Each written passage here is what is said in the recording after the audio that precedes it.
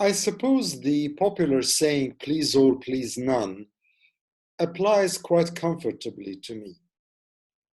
After all, we are different, we think differently, we act differently, we live differently, and we also have our own different opinions. And the question for me is not whether I differ in my opinions from you, but whether I respect your opinions as I expect you to respect mine. Why am I saying this now? Because I received a couple of constructive comments from a couple of friends about two previous episodes of my YouTube on the new coronavirus. And I thought, let me tease out a few more thoughts. Let me, as Hercule Poirot used to say, let me work my little gray cells just a little bit more and try to answer a bit those two comments. But first, welcome to Arm Wrestling with COVID-19 in London. This is the big 2-0, number 20.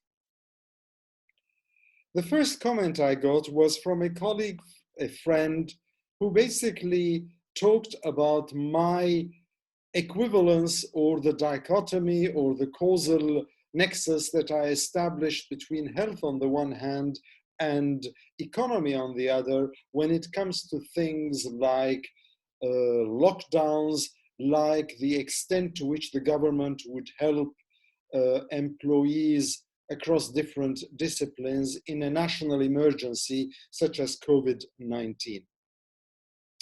And I very much appreciated the comments that I got there. Thank you very much for those comments. And let me briefly share a few thoughts with you. I agree that it is a very stark contrast or a very stark distinction by putting health on the one side and the economy on the other. But I would like to refer you, and I would like to refer viewers, to an article that was published in Al Jazeera English, an opinion piece that was published in Jazeera English toward the end of March of this year, just as we were earnestly getting into the lockdown. The article was by a professor, a teacher at Colgate University, which is in New York. His name is Ani Maitri, and his piece was entitled Neoliberal State of Exception. Ani Maitri is, from what I understood from the piece, a professor of film and media studies in Hamilton in New York. And basically, the gist of quite a serious article that also included liberally quotations and references to philosophers like Giorgio Agamben, the Italian, like Michel Foucault, the Frenchman, and also people like Anita Kumar, like Naomi Klein. The gist of what he was saying was, how do neoliberal governments act in emergency situations when the interests of the private sector top their agenda? And it's very interesting because this pretty much summarizes the whole struggle that we've seen in many, many countries, from the United States to the United Kingdom and passing by many other countries in the G7 or the G20, how to deal with that situation. And it is a difficult situation. And what I'm going to do in an answer, which some of you might consider an easy way for me to answer, is rather than engage in those few minutes that I allow myself with every episode, instead of engaging myself with the details of the article and the pros and cons of this formula that I've established over the past few episodes, I'm going to put the link to this article in the YouTube You know, there is that box which says describe what your episode is all about. And some of you might be interested in clicking on that link and reading Annie Maitra's opinion piece on it. But I would also leave you with just one small thought on this. Fully aware that I've often spoken about the importance of defending our economy, the importance of making sure that we do not end up in an irreversible recession that would be a catastrophe, that we would never be able to get up again. Let me say two things. One, I'm not terribly worried, and I think that the Prime Minister, Boris Johnson, at least here in the UK, is not terribly worried about it as well. Hence all his statements about austerity and that he doesn't recognize the word austerity and that we are not going to go into a period of austerity once we're out of this nasty period of COVID-19.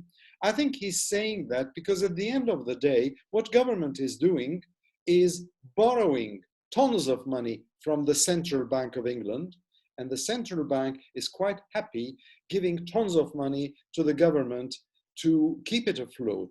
All this happening when interest rates are pretty much near zero, and therefore the government is not going to have the most difficult of situations to repay gradually that money.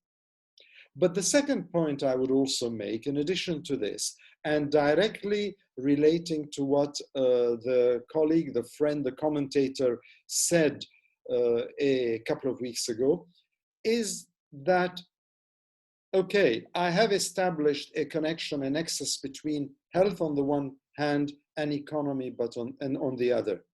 What if we shift or tweak the paradigm a bit and say that it is not really a question of health versus economy, but health versus the disease itself? Maybe that is food for thought for some of my viewers. The second comment, I promised two, and I'll be short. The second comment was a very nice comment by somebody who said, if you'd spoken a little bit less about the other points you touched upon and spoke a bit more about FOMO, the acronym FOMO, it would have been great. Fair enough. Please or please none. But I will try and say just a couple of more sentences on FOMO. Now, some of you might know FOMO, particularly those of you who are aficionados of social media. FOMO stands for fear of missing out.